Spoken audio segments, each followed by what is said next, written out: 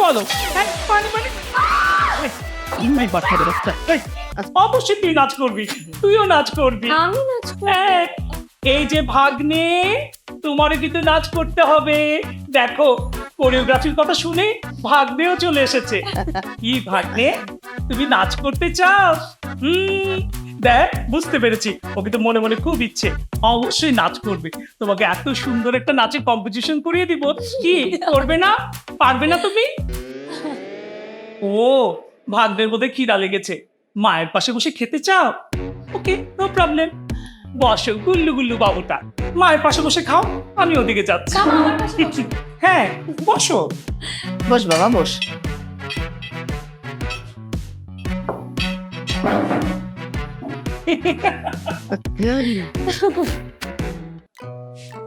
ভাগ্নে, আমার হাতে খেতে চাও?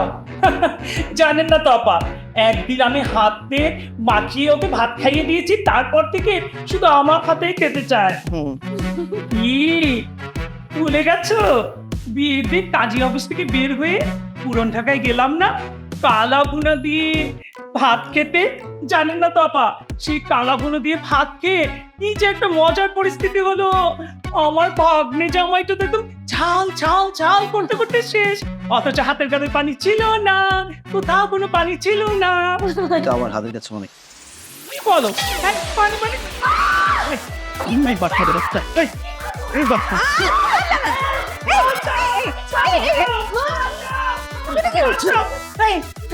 কি করে? দেখেন না কি করবো এটা?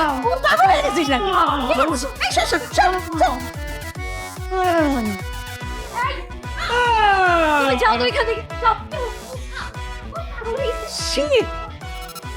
মা একটা টাওয়াল দেওয়া যাবে? আমি এই অসম্মান নিতে পারবো না। না না না, দুষ্টু করেছি।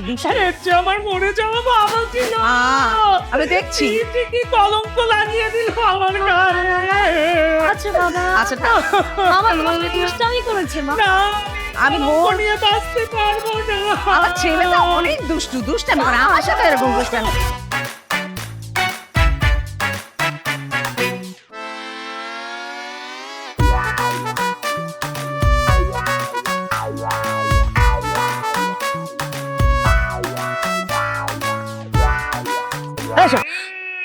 আল্লাহ বাবু, তুমি পুরো ঘেমে গেছো। আরে কে বলছে আমি ঘামছি? আই ধরো শরবতটা খাও, বেলের শরবত। বেলের শরবতের মতো ফালতু জিনিস আমি খাই না। যাও শরবত। আহা খাও না। ও, এই তো ধরা পড়ে গেছো। আমি যে বেলের শরবত অপছন্দ করি, এটা তুমি যদি আমার গার্লফ্রেন্ড হইতে, আমার বউ হইতা, ঠিকই জানতা। আমি পৃথিবীর সব শরবত খাই, বেলের শরবত খাই না। মা কই তুমি? এই যে তারা যে ফ্রড অ্যাক্টিং করতে আসছে, ধরা পড়ে গেছে। আহা বাবু, তুমি ভুলে গেছো, আমি তোমাকে মনে করিয়ে দিচ্ছি। আমি তো তোমার ওয়াইফ, আমি যদি মনে না করিয়ে দিই তাহলে কে তোমাকে মনে করিয়ে দিবে? তোমার মনে নেই তোমার যে কনস্টিপেশন প্রবলেম আছে? তুমি অফিসে কত স্ট্রাগল করো। এখন বেলের শরবতটা শেষ করো, বেলের শরবত খেলে তোমার কনস্টিপেশন প্রবলেমটা সলভ হয়ে যাবে। খাও।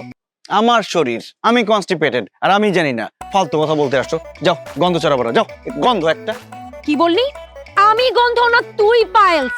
2 দিনবার ডাক্তারে গেছিস পাইলসের প্রবলেমের জন্য, বলবো সবাইকে ডাক দিয়ে? এই যে আপু, এই যে ও একটা পাইলস, এই যে ভাইয়া শুনেন, ও একটা পাইলস।